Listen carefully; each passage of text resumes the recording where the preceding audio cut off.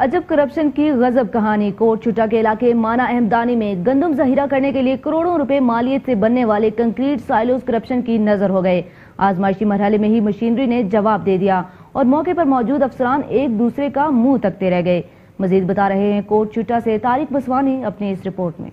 Coat छुट्टा के इलाका माना इमदानी में करोड़ों रुपए की लागत से बनने वाले कंक्रीट सैलोज करप्शन की नजर। 30,000 मैट्रिक टन गंदम जखीरा करने के लिए बनाए गए सैलोज आजमाइशी मरहले में ही नाकाम हो गए।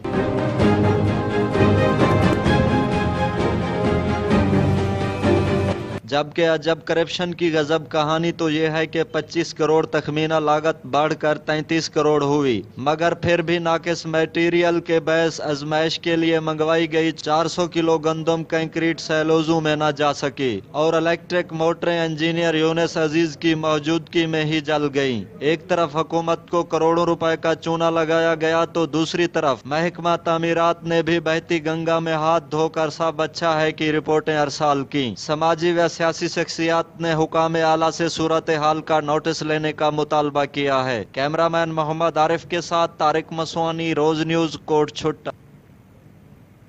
Chairman standing committee